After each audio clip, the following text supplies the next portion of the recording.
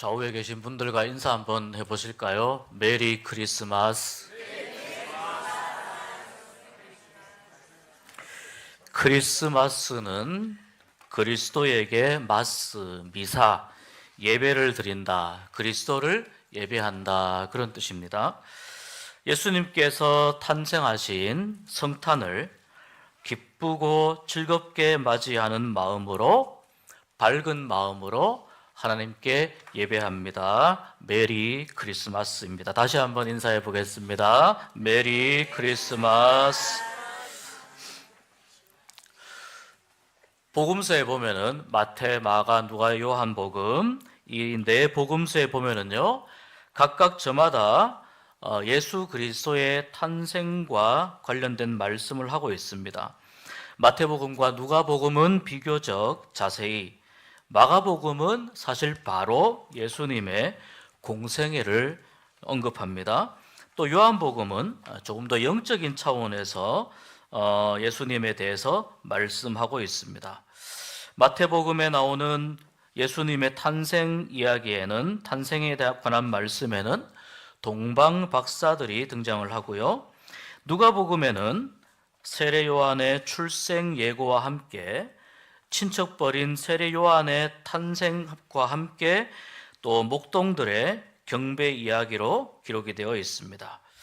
그 이후에 누가복음에 계속 읽어가 보면 아기 예수님을 데리고 성전에 올라갔을 때 만난 신실한 시므온과 여선지자 안나의 고백을 통해서 아기 예수님은 경배받아 마땅한 분이라는 것을 우리는 말씀을 통해서 알게 됩니다. 여러분 한번 머릿속으로 상상해 보시기 바랍니다. 검은 밤하늘에 유독 빛나는 밝은 별이 베들레헴이라고 하는 작은 마을에 마구간을 비추고 있습니다. 그리고 그 마구간 안에 환하게 밝혀진 이 마구간에는 원래 그 공간의 사용자였던 말과 소와 가축들이 한켠으로 밀려나 있는 모습이 보입니다. 그리고 가운데에 말 구유가 보이는데 포대기로 어설프게 둘러싼 갓 태어난 갓난 아기가 눈을 감고 잠들어 있습니다. 이 말구유 앞에는 아빠 요셉과 엄마 마리아가 아기를 보면서 흐뭇하게 지켜보고 있고, 그 양옆으로 천사가 흰옷을 입고 노래 부르며 날아다니고 있습니다. 말구유 앞에서 마구간 한쪽 공간으로는 멀리 동방에서부터 달려온 박사들 3명이 보입니다. 이들은 모두 다 유대인은 아니지만 인품과 교양이 뛰어나 보이는, 누가 보아도 귀한 신분의 소유자들로 보입니다. 그들은 각각 손에 선물로 드릴 귀한 상자들을 하나씩 가지고 있습니다. 그리고 이 동방박사들의 뒤로 헐레벌떡 달려온 한 손에 지팡이를 든 목동들의 모습이 보입니다. 밤은 점점 더 깊어가고 어두워지지만 이 마구간은 별이 쏟아내는 빛들로 환하고 사람들의 얼굴에는 근심이나 염려가 없이 평온하고 위로가 넘치는 표정들로 가득합니다.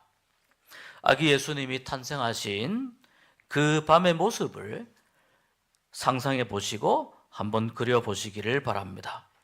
방금 제가 말씀드린 이 내용은 인류 역사상 아기 예수님께 가장 처음 찬양과 예배를 드린 첫 번째의 크리스마스 공동체입니다. 오늘 말씀 1절에 보니 전에 고통받던 자들을 언급하면서 옛적의 스불론과 납달리 땅이 멸시를 당했고 요단 저쪽 이방의 갈릴리도 그러했으나 이제는 영화롭게 하셨다라고 말씀합니다. 이 스불론은 어디일까요? 스불론은 갈릴리 남서쪽과 갈멜산 주변 지역을 아우르는 지역입니다. 사사시대 이후로 이 지역은 정치적 중요성이 그리 크지 않아서 정치적으로 또 사회적으로 또 이스라엘 백성들에게 매우 소외된 지역으로 손꼽히는 곳입니다.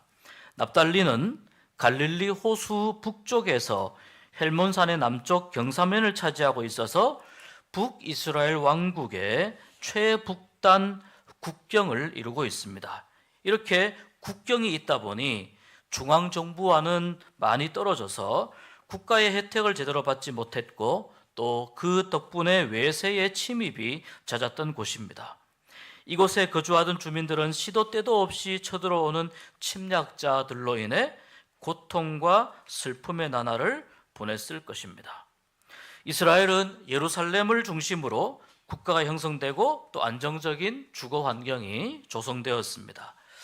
갈릴리 바다는 풍부한 어족 자원이 많지만 이 갈릴리 주변에 분포하고 있는 마을들과 작은 소도시들은 중앙정부의 혜택을 제대로 받지 못했습니다.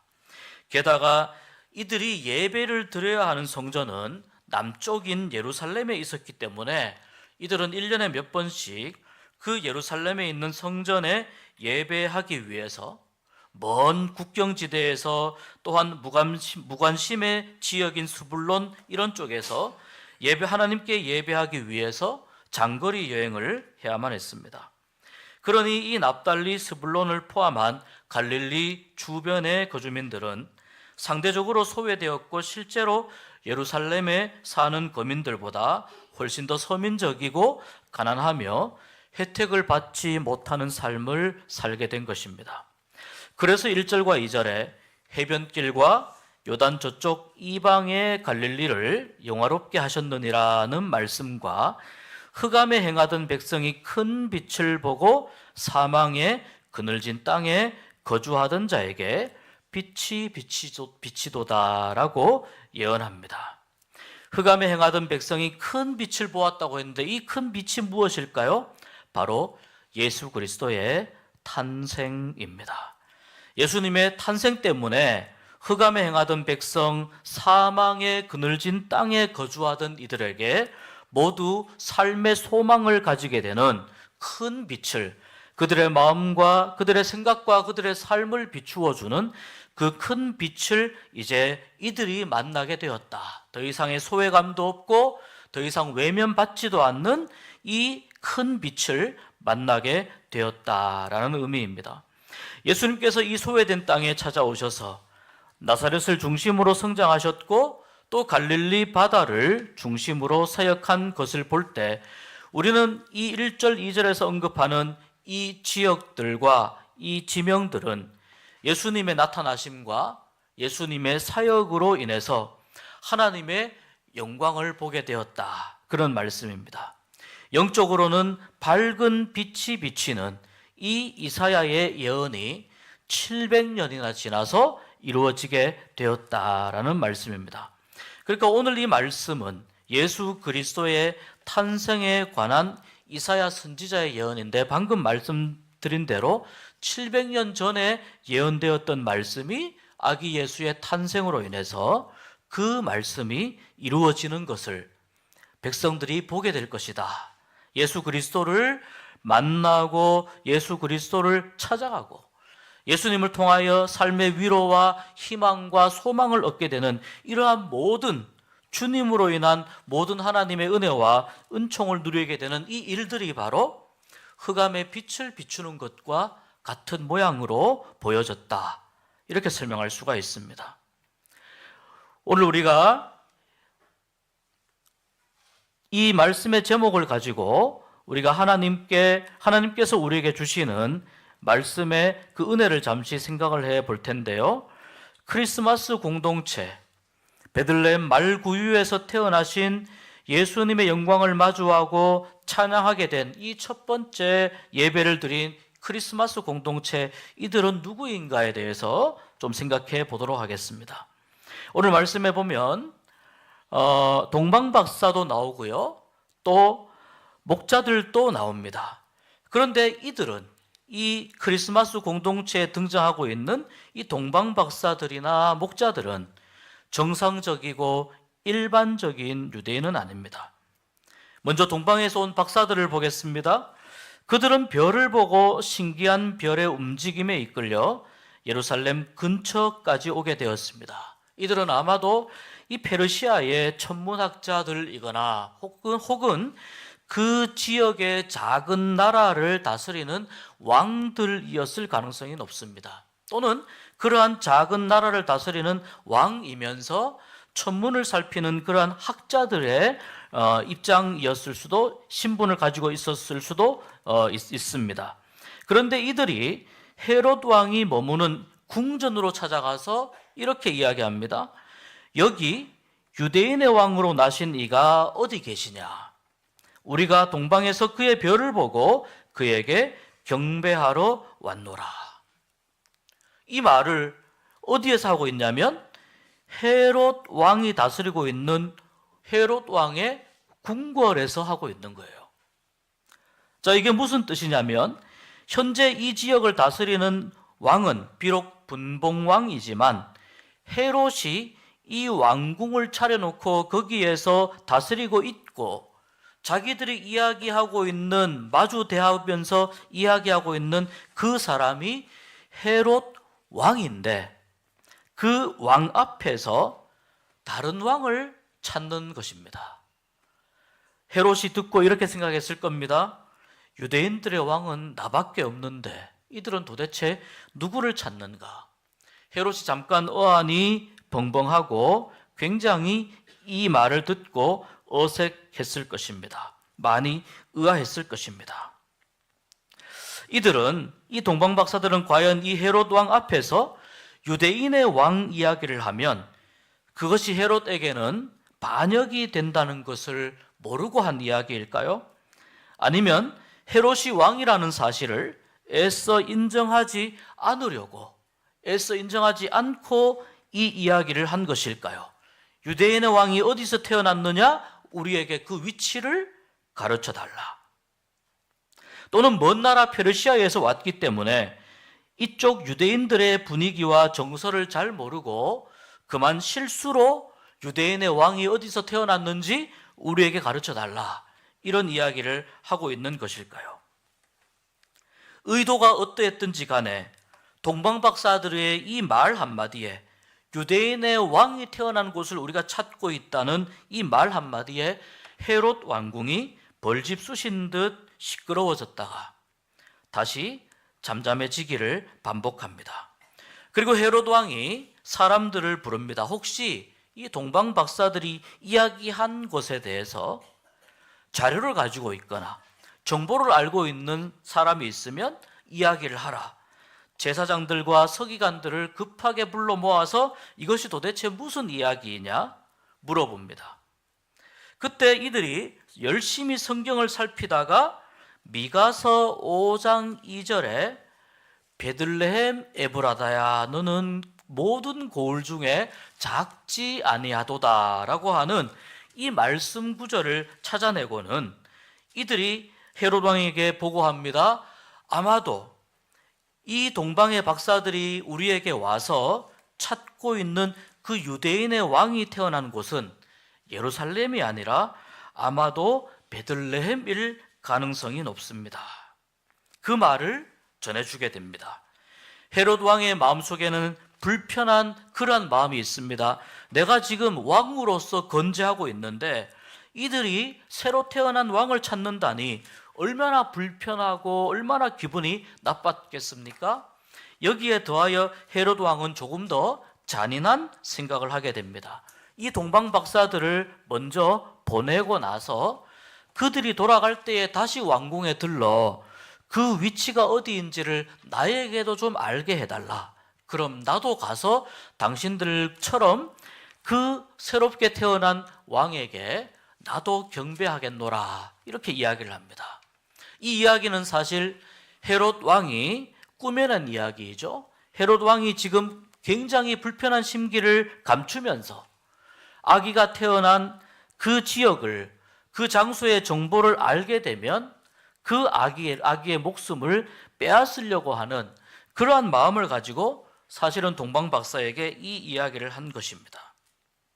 이 동방박사들은 어쨌거나 헤롯 왕의 그 말과 또한 그 헤롯 왕의 생각을 다 파악하지 못했으나 그러나 이 말을 듣고 베들레헴으로 달려갑니다.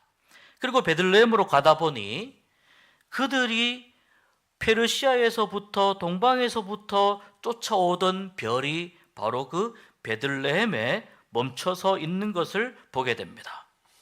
그 별이 멈춰서 있고 거기에서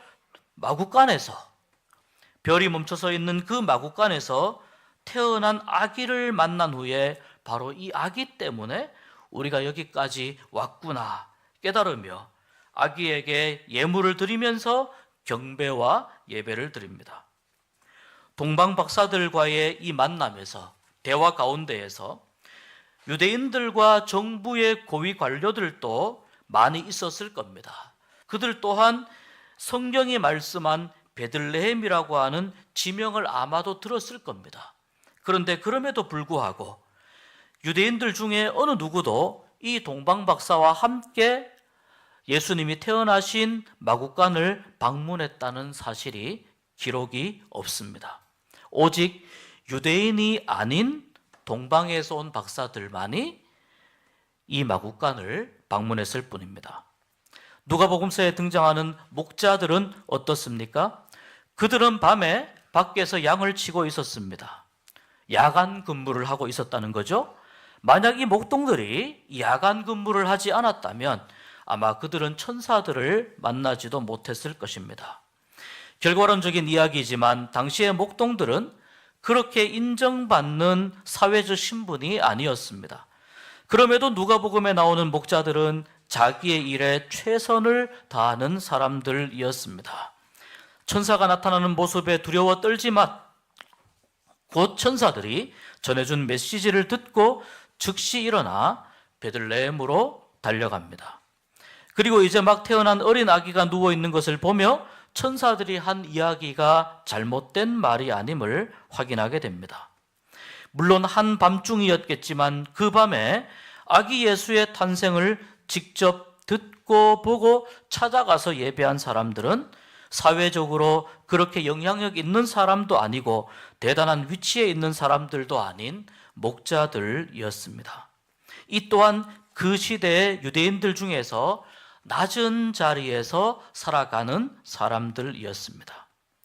인류 역사의 가장 중심에서 자리매김해야 할 예수님이 또 고위 관료들에게서와 수많은 상류층이나 주류 사회의 멤버들에게서 경배를 받아야 마땅한 예수님이 유대인이 아닌 타 지역 나라의 박사들이나 양을 치는 신분이 낮은 목자들에게서 경배를 받은 것은 무슨 의미일까요? 비주류에 속하고 안정된 삶을 살지 못하는 오늘 말씀 1절에서 언급하고 있는 납달리와 스불론 땅에 있는 사람들이 이 납달리와 스불론 땅이 바로 이러한 인정받지 못한 목자들과 같은 삶이고 주류 유대인들의 사회에 포함되지 않는 동방박사와 같은 그 이방인들의 삶 아니겠습니까? 그런데 그들이 아기 예수를 찾아가서 경배했다고 하는 말은 이 납달리와 스불론 땅에 빛이 비추이는 것과 같은 의미라 할 수 있겠습니다. 우리의 상상력을 발휘하여 예수님 탄생 당시의 마구간을 생각해 보면 한밤에 기온이 떨어져도 난방을 할 수 없고 허름한 마구간에서 박사들과 목자들 외에 아기를 지켜보고 있는 말이나 양과 같은 가축들이 머릿속에 그려질 것입니다. 이 가축들 또한 말하지 못하고 인간과 소통이 불가능하니 어찌 보면 예수님은 소외되고 차별받는 사람들의 삶 속으로 들어오셔서 가장 낮은 마구간의 구유에 누이신 것입니다. 한 아기의 기이한 출생 정도로 역사 속에 묻힐 뻔했던 이 사건은 그러나 하나님의 철저하고 치밀한 계획 속에서 이루어진 사건이며 예수님은 이렇게 알려지지 않은 이 보잘것없는 환경에서 태어나셨고 주류 사회에 참여하지 못하는 외국인 동방박사와 말하지 못하는 짐승들과 양을 돌보는 목자들에게 먼저 기쁜 소식이 전해진 것도 예수님의 사역과 공생애를 통하여 예수님이 어떤 방향으로 삶을 살아가실 것을 미리 보여주는 하나의 예표라고 볼 수 있습니다. 그래서 예수님께서 그 공생의 동안에 계속해서 소외된 이웃들을 찾아서 다니시는 것을 보며 사람들이 예수님에 대해서 별명을 붙이게 되었는데요. 그 별명이 이런 내용입니다. 먹기를 탐하고 포도주를 즐기며 세리와 죄인의 친구. 이것이 당시 예수님에게 붙었던 별명 중에 하나입니다. 먹기를 탐하고 포도주를 즐기며 세리와 죄인들의 친구. 천사들이 예수님의 탄생을 축하하며 부른 노래는 하늘에는 영광, 땅에는 평화입니다. 예수님이 태어나신 사실은 하나님께 영광이 되는 사건이며 땅에는 평화를 가져다 주는 사건의 시작입니다. 서로를 신뢰하지 못하고 낯선 말로 이간질하며 그 사람의 신분 고하와 어디 출생이며 경제적 상황이 좋고 나쁨에 따라 대우를 받거나 평가를 받는 이 세상의 그러한 기준이 아닌 세리와 죄인들의 친구가 되어주신 것, 이것이 곧 스불론과 납달리 땅에 빛이 비추이는 모습이라고 볼 수 있습니다. 또 당시 세리는 세금 징수를 통해서 동족을 팔아버리면서까지 부당이익을 취하고 있었기 때문에 유대인들로부터 가장 미움을 받는 직종이었고, 죄인들로 통칭한 이 말 속에는 다양한 의미가 있는데, 문제가 있는 사람들, 삶이 복잡한 사람들, 그리고 실제로 여러 다양한 죄를 지으며 살아가는 사람들이 이 죄인들의 부류에 포함이 됩니다. 그들은 이스라엘 사회에서 또 다른 스불론과 납달리였습니다. 그런데 그들에게 주님이 찾아가시자 어둠 속에서 빛을 동경만 했던 사람들이 예수라고 하는 참된 빛을 만나게 되면서 새로운 삶을 기대하게 되었다는 의미입니다. 삶에 소망도 없고 위로도 없고 하루하루 살아가는 것이, 하루하루 그저 연명하는 것이 아무런 삶의 어떠한 의미도 되지 않는 그 사람들에게 예수님이 찾아가셔서 친구가 되어주신 것, 그것이 바로 납달리와 스불론 땅에 빛이 비추인 것과 같은 그러한 모습이라는 것입니다.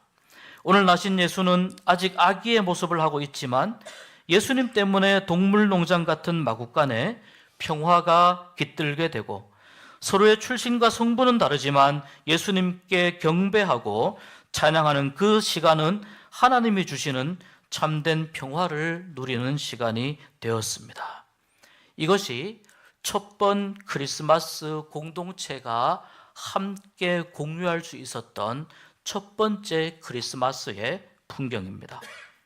예수님은 하나님과 우리 사회를 화해하기 위해서 이 땅에 오신 줄 믿습니다. 얼음장 같은 차가운 마음을 녹이시고 누구든지 예수님 안에 속하게 되면 마음이 녹고 따뜻해지며 순수한 마음을 회복하게 됩니다.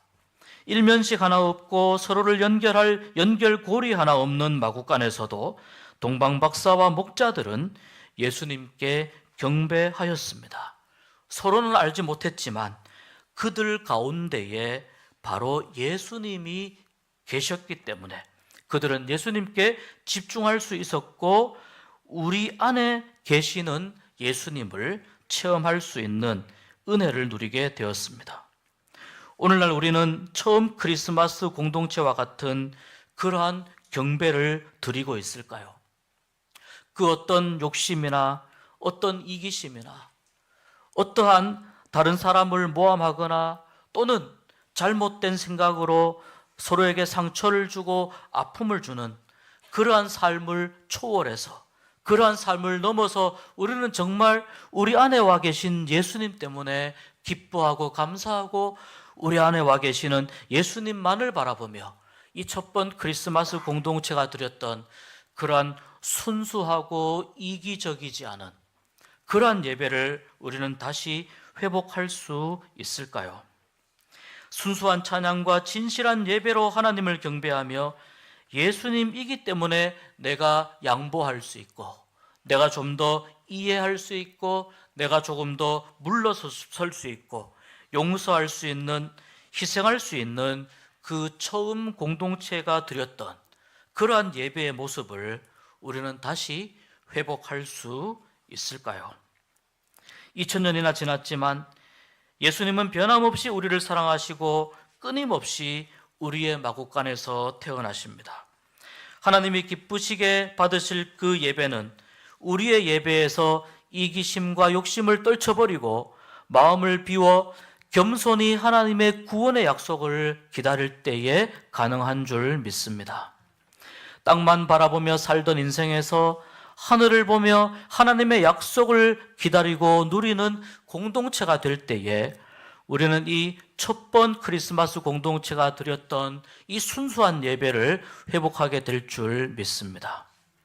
냄새나는 시궁창에 썩은 오물과 같은 그러한 어두움의 일들을 버리고 하나님만 의지할 수 있는 그 불편한 광야의 영성을 회복하게 될 때 우리는 처음 크리스마스 공동체가 주님께 영광 돌리며 드렸던 그 투박하지만 순수하고도 아름다운 예배를 회복하게 될 줄 믿습니다.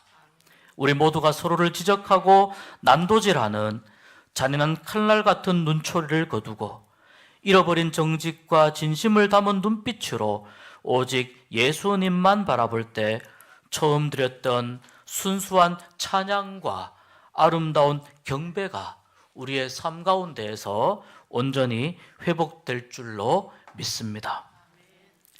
처음 크리스마스 공동체로 모였던 그들에게는 어떠한 공유할 만한 부분들도 어떠한 공통점도 있지 않았습니다. 그러나 그들이 보았던 것은, 그들이 주목했던 것은 예수 그리스도였습니다. 예수 그리스도에게 주목할 때 우리의 얼었던 마음이 녹게 되고 우리의 불편한 마음들이 해소되게 되고 서로를 깎아내리는 그러한 마음들도 회복되며 하나님께서 받으심직한, 하나님께서 허락해 주시고 하나님의 기쁨이 될 만한 그러한 순수한 처음과 같은 예배, 처음 공동체가 드렸던 그러한 예배를 우리의 일상에서 드리게 될 줄 믿습니다. 이 은혜가 예수 그리스도의 성탄을 맞이하는 오늘 하나님 앞에 예배하는 여러분 모두에게 임하게 되기를 주의 이름으로 축복합니다.